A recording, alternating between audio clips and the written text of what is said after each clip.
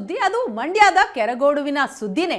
ರಾಜ್ಯ ರಾಜಕೀಯದಲ್ಲಿ ಕೆರಗೋಡು ಕದನ ಏನಿದೆ ಇದು ದೊಡ್ಡ ಮಟ್ಟದಲ್ಲಿ ಕಿಚ್ಚನ್ನ ಎಬ್ಬಿಸಿದೆ. ಈಗ ಹನುಮ ಧ್ವಜ ಗಲಭೆಯಲ್ಲಿ ಟ್ವಿಸ್ಟ್ ಮೇಲೆ ಟ್ವಿಸ್ಟ್ ಸಿಗ್ತಾ ಇದೆ. ಹಾಗಾದ್ರೆ ಆ ಟ್ವಿಸ್ಟ್ ಏನು ಅನ್ನೋದನ್ನ ನಿಮ್ಮ ಮುಂದೆ ಇಡ್ತಾ ಹೋಗ್ತೀವಿ.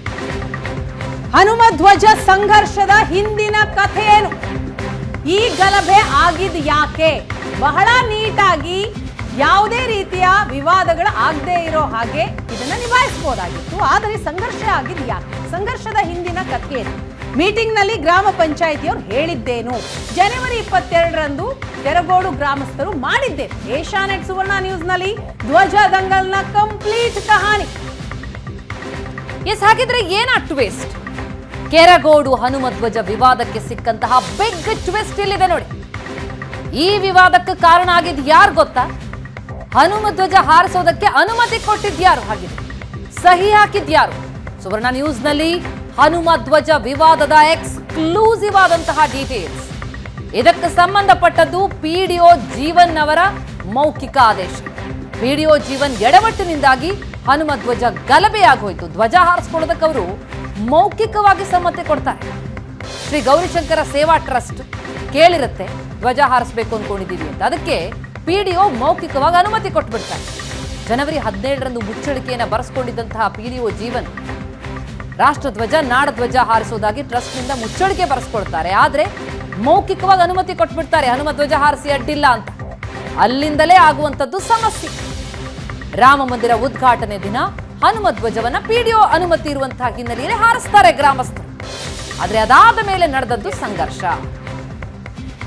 ಎಸ್, ಕುವೆಂಪು, ಅಂಬೇಡ್ಕರ್, ಕೆಂಪೇಗೌಡ ಧ್ವಜ ಹಾರಾಟಕ್ಕೆ ಅನುಮತಿಯನ್ನ ಕೋರಿರ್ತಾರೆ. ಮುಚ್ಚಳಿಕೆಯಲ್ಲಿ ಅವ್ರು ಏನೆಲ್ಲ ಬರ್ಕೊಟ್ಟಿದ್ದಾರೆ ಅನ್ನೋದು ಬಹಳ ಮುಖ್ಯ ಆಗತ್ತೆ.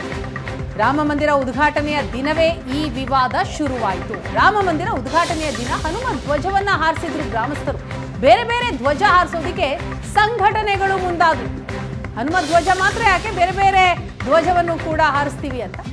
ಕುವೆಂಪು, ಅಂಬೇಡ್ಕರ್, ಕೆಂಪೇಗೌಡ ಧ್ವಜ ಹಾರಾಟಕ್ಕೆ ಅನುಮತಿಯನ್ನ ಕೇಳ್ತಾರೆ. ಈ ಅರ್ಜಿಗಳ ಬಗ್ಗೆ ಗ್ರಾಮ ಪಂಚಾಯಿತಿ ಸಭೆಯಲ್ಲಿ ಚರ್ಚೆ ಆಗತ್ತೆ.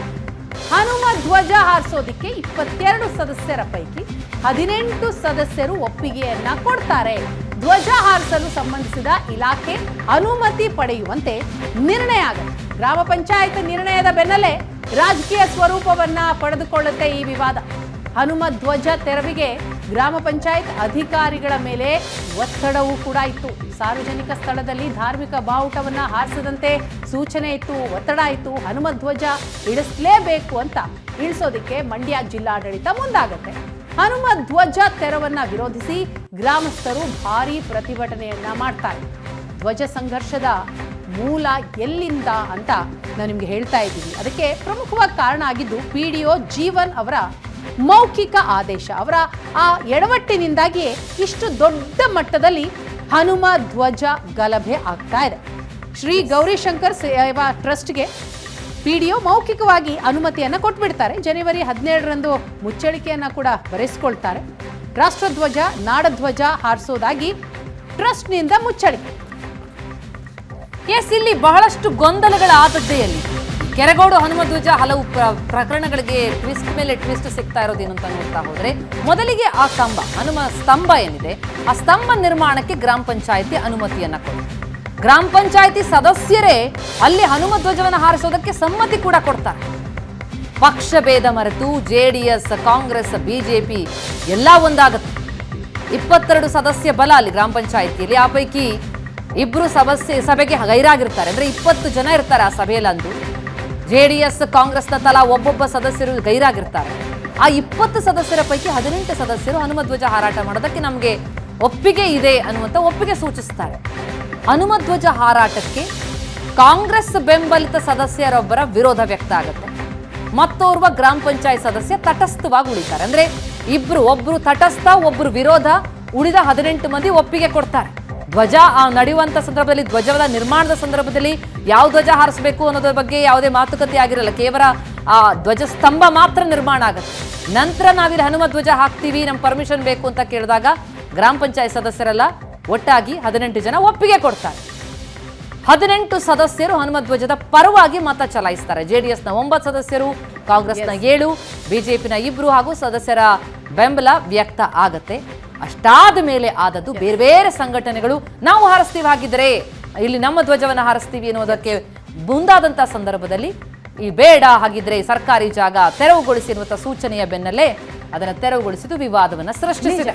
ಇನ್ನು ಇದೇ ವಿಚಾರಕ್ಕೆ ಸಂಬಂಧಪಟ್ಟ ಹಾಗೆ ಮಾಹಿತಿಯನ್ನ ಕೊಡೋದಕ್ಕೆ ನಮ್ಮ ಮಂಡ್ಯ ಪ್ರತಿನಿಧಿ ನಂದನ್ ಇದೀಗ ನಮ್ಮ ಜೊತೆ ನೇರ ಸಂಪರ್ಕದಲ್ಲಿದ್ದಾರೆ. ನಂದನ್, ಮಂಡ್ಯದ ಕೆರಗೋಡುವಿನ ಹನುಮ ಧ್ವಜ ದಂಗಲ್ ಇಡೀ ರಾಜ್ಯದಾದ್ಯಂತ ದೊಡ್ಡ ಮಟ್ಟಕ್ಕೆ ಚರ್ಚೆ ಆಗ್ತಾ ಇದೆ, ಪ್ರತಿಭಟನೆಗಳಾಗ್ತಾ ಇದೆ. ಇದರ ನಡುವೆ ಈ ಒಂದು ಪ್ರಕರಣ ಶುರುವಾಗಿದ್ದು ಹೇಗೆ ಅನ್ನುವಂತಹ ಪ್ರಶ್ನೆ ಇತ್ತು. ಆ ಪ್ರಶ್ನೆಗೆ ಈಗ ಉತ್ತರ ಸಿಗ್ತಾ ಇದೆ ಅಲ್ವಾ? ಅದರ ಮೂಲ ಎಲ್ಲಿಂದ, ಯಾರಿದಕ್ಕೆ ಪ್ರಮುಖ ಕಾರಣ ಅಂತ? ಖಂಡಿತವಾಗ್ಲೂ ವೀಣಾ, ಇಷ್ಟೊಂದು ಧ್ವಜದ ವಿಷಯ ಇಷ್ಟೊಂದು ವಿವಾದ ಆಗಲಿಕ್ಕೆ, ಇಷ್ಟೊಂದು ಸುದ್ದಿ ಆಗಲಿಕ್ಕೆ ಹೇಗೆ ಕಾರಣ ಆಯಿತು, ಯಾಕೆ ಇಷ್ಟೊಂದು ವಿವಾದ ಆಯಿತು ಅನ್ನುವಂಥದ್ದು ಸಾಕಷ್ಟು ಜನರಲ್ಲಿ ಪ್ರಶ್ನೆ ಇತ್ತು. ಇದೀಗ ಆ ಎಲ್ಲ ಪ್ರಶ್ನೆಗಳಿಗೂ ಕೂಡ ಉತ್ತರ ಸಿಗ್ತಾ ಇದೆ. ಇಡೀ ಪ್ರಕರಣದ ಕಂಪ್ಲೀಟ್ ಡೀಟೇಲ್ಸ್ ಏಷ್ಯಾನೆಟ್ ಸುವರ್ಣ ನ್ಯೂಸ್ಗೆ ಲಭ್ಯ ಆಗಿರ್ತಕ್ಕಂಥದ್ದು. ಅಂದರೆ ಈ ಪ್ರಕರಣ ಶುರುವಾಗಿದ್ದು ಕಳೆದ ನವೆಂಬರ್ನಲ್ಲಿ ಈ ಗೌರಿಶಂಕರ ಸೇವಾ ಟ್ರಸ್ಟ್ ಒಂದು ಧ್ವಜಸ್ತಂಭವನ್ನು ನಿರ್ಮಾಣ ಮಾಡಲಿಕ್ಕೆ ಅಂತೇಳಿ ಗ್ರಾಮ ಪಂಚಾಯಿತಿಗೆ ಅರ್ಜಿ ಕೊಡ್ತಾರೆ. ಅಲ್ಲಿ ಆಗ ನಡೆಯತಕ್ಕಂಥ ಸಾಮಾನ್ಯ ಸಭೆಯಲ್ಲಿ ಯಾವುದೇ ರೀತಿಯ ಕಂಡೀಷನ್ ಇರೋದಿಲ್ಲ. ಅಂದರೆ ಅರ್ಜಿಯಲ್ಲೂ ಕೂಡ ನಾವು ಇಂಥದ್ದೇ ಧ್ವಜ ಹಾರಿಸ್ತೀವಿ ಅನ್ನೋದು ಕೂಡ ಮೆನ್ಷನ್ ಇರೋದಿಲ್ಲ. ಅಂದರೆ ನೀವು ಇದೇ ಧ್ವಜ ಹಾರಿಸ್ಬೇಕು ಅನ್ನುವಂಥ ಕಂಡೀಷನ್ ಕೂಡ ಗ್ರಾಮ ಪಂಚಾಯಿತಿ ಹಾಕಿರೋದಿಲ್ಲ. ಅಂದರೆ ಸ್ಥಳ ಪರಿಶೀಲನೆ ನಡೆಸಿ ಒಂದು ಸಾರ್ವಜನಿಕರಿಗೆ ಓಡಾಡಲಿಕ್ಕೆ ತೊಂದರೆ ಆಗದ ರೀತಿಯಲ್ಲಿ ನೀವು ಧ್ವಜಸ್ತಂಭನ ನಿರ್ಮಿಸಿ ಎನ್ನುವಂಥ ಅನುಮತಿಯನ್ನು ಕೂಡ ಕೊಡ್ತಾರೆ. ಅವಾಗ ಗ್ರಾಮಸ್ಥರೆಲ್ಲರೂ ಕೂಡ ಸಿದ್ಧತೆಯನ್ನು ನಡೆಸ್ಕೊಳ್ಳುವಂಥದ್ದು ಧ್ವಜಸ್ತಂಭ ನಿರ್ಮಾಣ ಮಾಡಲಿಕ್ಕೆ. ಅದಾದ 1 ತಿಂಗಳ ಬಳಿಕ ಅಲ್ಲಿ ಹನುಮ ಧ್ವಜಸ್ತಂಭ ಅಂದರೆ ಅರ್ಜುನ ಸ್ತಂಭವನ್ನು ನಿರ್ಮಾಣ ಮಾಡಲಿಕ್ಕೆ ಪರ್ಮಿಷನ್ ಕೊಡಿ ಅನ್ನುವಂಥ ಇನ್ನೊಂದು ಅರ್ಜಿ ಹೋಗುತ್ತೆ. ಆಗ ಮತ್ತೆ ಆ ಸಾಮಾನ್ಯ ಸಭೆಯಲ್ಲಿ ಚರ್ಚೆ ಆಗುವಂಥದ್ದು. ಆವಾಗ 22 ಸದಸ್ಯ ಬಲದ ಪೈಕಿ ಇಬ್ಬರು ಆ ಸಭೆಯಲ್ಲಿ ಆಬ್ಸೆಂಟ್ ಆಗಿರ್ತಾರೆ. 20 ಜನರೇನು ಸದಸ್ಯರಿರ್ತಾರೆ, ಆ ಪೈಕಿ 18 ಜನರು ಅಂದರೆ ಕಾಂಗ್ರೆಸ್, JDS, BJP 3 ಪಕ್ಷದ ಬೆಂಬಲಿತ ಸದಸ್ಯರೆಲ್ಲರೂ ಕೂಡ ಹನುಮ ಧ್ವಜವನ್ನು ಹಾಕಲಿಕ್ಕೆ ಒಂದು ಒಪ್ಪಿಗೆಯನ್ನು ಕೊಡುವಂಥದ್ದು. ಆಗ ಶುರುವಾಗುವಂಥದ್ದು ಅಸಲಿ ವಿವಾದ. ಯಾಕಂತ ಹೇಳಿದ್ರೆ ಒಂದು ಕಡೆ ಮೌಖಿಕವಾಗಿ ಆದೇಶ ಸಿಕ್ಬಿಟ್ಟಿರುತ್ತೆ ಧ್ವಜವನ್ನು ಹಾರಾಡಿಸ್ಲಿಕ್ಕೆ. ಆಗ ಒಂದು ಮುಚ್ಚಳಿಕೆ ಪತ್ರವನ್ನು ಕೂಡ ಟ್ರಸ್ಟಿಂದ ಬರೆಸ್ಕೊಂಡಿರ್ತಾರೆ. ಅಂದರೆ ನೀವು ಧ್ವಜವನ್ನು ಹಾರಿಸ್ಕೊಳ್ಳಿ, ಆದರೆ ಇಲ್ಲಿ ಕನ್ನಡ ಮತ್ತು ರಾಷ್ಟ್ರಧ್ವಜವನ್ನು ಹಾರಿಸ್ತೀವಿ ಅನ್ನುವಂಥ ಮುಚ್ಚಳಿಕೆ ಪತ್ರ ಕೊಡಿ ಅನ್ನುವಂಥದ್ದು. ಯಾವಾಗ ಇಲ್ಲಿ ಹನುಮ ಧ್ವಜ ಹಾರೋದು ಕನ್ಫರ್ಮ್ ಆಗುತ್ತೋ ಆಗ ಪಂಚಾಯಿತಿಗೆ ಅರ್ಜಿ ಮೇಲೆ ಅರ್ಜಿ, ತಕರಾರು ಅರ್ಜಿಗಳು ಬರೋದಕ್ಕೆ ಶುರುವಾಗುವಂಥದ್ದು. ಬೇರೆ ಬೇರೆ ಸಂಘಟನೆಗಳು ಅರ್ಜಿಯನ್ನು ಕೊಡೋದಕ್ಕೆ ಶುರು ಮಾಡ್ತಾರೆ. ನಮಗೂ ಅದೇ ಧ್ವಜಸ್ತಂಭದ ಜಾಗದಲ್ಲಿ ನಮಗೂ ಒಂದು ಧ್ವಜವನ್ನು ಹಾರಿಸೋದಕ್ಕೆ ಅವಕಾಶ ಕೊಡಿ, ಒಂದು ಪ್ರತಿಮೆನ ನಿರ್ಮಾಣ ಮಾಡೋದಕ್ಕೆ ಅವಕಾಶ ಕೊಡಿ, ನಾವು ಕೆಂಪೇಗೌಡರ ಪ್ರತಿಮೆ ಮಾಡ್ತೀವಿ, ನಾವು ಕುವೆಂಪು ಅವರ ಪ್ರತಿಮೆ ಮಾಡ್ತೀವಿ ಅಂತೇಳಿ ಆ ತಕರಾರು ಅರ್ಜಿಗಳು ಬರೋದಕ್ಕೆ ಶುರುವಾಗುವಂಥದ್ದು. ಆಗ ಇದೆಲ್ಲೋ ಒಂದು ಕಡೆ ಈ ಪ್ರಕರಣ ವಿವಾದ ಆಗ್ತಾ ಇದೆ ಅಂತೇಳಿ ಅಧಿಕಾರಿಗಳಿಗೆ ಆವಾಗ ಆ ಸೂಚನೆ ಸಿಕ್ತುವಂಥದ್ದು. ಆವಾಗ ಈ ಪ್ರಕರಣವನ್ನು ಅಂತ್ಯಗೊಳಿಸಬೇಕು ಅನ್ನುವಂಥ ನಿರ್ಧಾರಕ್ಕೆ ಬಂದಂತಹ ಸಂದರ್ಭದಲ್ಲಿ ಅಲ್ಲಿ ಅಂದರೆ ಜಿಲ್ಲಾ ಮಟ್ಟದ ಅಧಿಕಾರಿ ಎಲ್ಲರೂ ಕೂಡ ಅದು ಸಾರ್ವಜನಿಕ ಜಾಗ, ಅಲ್ಲಿ ಯಾವುದೇ ಧಾರ್ಮಿಕ ಬಾವುಟ ಆಗಲಿ ಸಂಘ ಸಂಸ್ಥೆಗಳ ಬಾವುಟ ಆಗಲಿ ಆರಿಸೋದಕ್ಕೆ ಅವಕಾಶ ಇಲ್ಲ. ಹಾಗಾಗಿ ಹನುಮ ಧ್ವಜವನ್ನು ಇಳಿಸಬೇಕು ಅನ್ನುವಂಥ ಆ ಸೂಚನೆಯನ್ನು ಕೊಡುವಂಥದ್ದು. ಅದೇ ನಿಟ್ಟಿನಲ್ಲಿ ಗ್ರಾಮಕ್ಕೂ ಕೂಡ ಬರುವಂಥದ್ದು. ಅಂದರೆ ಹನುಮ ಧ್ವಜ ಇಳಿಸಲಿಕ್ಕೆ ಯಾವಾಗ ಅಧಿಕಾರಿಗಳು ಮುಂದಾಗ್ತಾರೋ ಆಗ ಗ್ರಾಮದಲ್ಲಿ ಆಕ್ರೋಶ ಭುಗಿಲೇಳುತ್ತೆ. ಪೊಲೀಸ್ ಭದ್ರತೆಯ ನಡುವೆ ಹನುಮ ಧ್ವಜವನ್ನು ಇಳಿಸಿ ರಾಷ್ಟ್ರಧ್ವಜವನ್ನು ಏರಿಸುವಂಥದ್ದು. ಅಂದರೆ ಈ ರೀತಿಯಾಗಿ ಈ ಕೆರಗೋಡಿನ ಆ ಧ್ವಜ ವಿವಾದ ಏನಿತ್ತು, ಅಂದರೆ ಈ ರೀತಿಯಾಗಿ ನಡ್ಕೊಂಡು ಬಂದಿತ್ತು. ಸಾಕಷ್ಟು ಜನಕ್ಕೆ ಪ್ರಶ್ನೆ ಇತ್ತು, ಒಂದು ಧ್ವಜ ಹಾರಾಡಿದರೆ ಏನು ಸಮಸ್ಯೆ ಆಗ್ತಾ ಇತ್ತು, ಆ ಧ್ವಜವನ್ನು ಯಾಕೆ ಇಳಿಸಬೇಕಾಗಿತ್ತು, ಒಂದು ವೇಳೆ ಪರ್ಮಿಷನ್ ತಗೊಂಡಿದ್ರಾ, ಇಲ್ಲ ಸರ್ಕಾರ ಸುಳ್ಳು ಹೇಳ್ತಾ ಇದೆಯಾ, ಇಲ್ಲಿ ಒಂದು ನಕಲಿ ದಾಖಲೆಗಳನ್ನ ಸೃಷ್ಟಿಸಿ ಹೇಳ್ತಾ ಇದೆಯಾ ಅನ್ನುವಂಥದ್ದು. ಅಂದರೆ ಇಲ್ಲಿ ಎರಡೂ ಪರ ವಿರೋಧದ ಆ ದಾಖಲಾತಿಗಳಿತ್ತು, ಪರ ವಿರೋಧದ ಆ ಸಮರ್ಥನೆಗಳಿತ್ತು. ಆದರೆ ಇಲ್ಲಿ ಒಂದು ಸಣ್ಣ ಎಡವಟ್ಟಾಗಿರ್ತಕ್ಕಂಥದ್ದು. ಅಂದರೆ ಮೌಖಿಕ ಆದೇಶ ಏನು ಸಿಕ್ಕಿತ್ತು ಆ ಧೈರ್ಯದ ಮೇಲೆ ಗ್ರಾಮಸ್ಥರು ಕೂಡ ಒಂದು ಧ್ವಜವನ್ನ ಹಾರಿಸಿದ್ರು. ಅಂದ್ರೆ ಎಲ್ಲವೂ ಕೂಡ ಬ್ಯಾಲೆನ್ಸಿವ್ ಆಗಿ ನಡೀತಾ ಇತ್ತು. ಆದರೆ ಬೇಕಂತಲೇ ಬಂದಂತಹ ತಕರಾರು ಅರ್ಜಿಗಳಿಂದ ಈ ಧ್ವಜ ಒಂದು ರೀತಿ ವಿವಾದವಾಗಿ ಪರಿಣಾಮ ಆಯಿತು ಅನ್ನುವಂಥದ್ದು ಗ್ರಾಮಸ್ಥರ ಅಭಿಪ್ರಾಯ ಕೂಡ ಆಗಿರ್ತಕ್ಕಂಥದ್ದು. Veena, yes, thank you so much Nandan ತಮ್ಮೆಲ್ಲ ಮಾಹಿತಿಗೆ. ಎಸ್, ಇದು ಬಹಳ ದೊಡ್ಡ ವಿವಾದ ಆಗ್ಬಿಟ್ಟಿದೆ. ಈಗ ವಿಪಕ್ಷಗಳ ಪಾಲಿಗೆ ಇದು ಅಸ್ತ್ರ ಕೂಡ ಆಗಿರುವಂಥದ್ದು. ರಾಜ್ಯಾದ್ಯಂತ ಜಿಲ್ಲೆಗಳಲ್ಲೂ ಕೂಡ ಇದು ಪ್ರತಿಭಟನೆಯ ಕಾವು ಹೆಚ್ಚಿಸ್ತಾ ಇದೆ. ಎಲ್ಲೂ ಯಾವ ತಿರುವು ಪಡೆದುಕೊಳ್ಳುತ್ತೆ, ಇದು ಎಲ್ಲಿ ಹೋಗಿ ತಲುಪುತ್ತೆ ನೋಡ್ಬೇಕಾಗತ್ತೆ.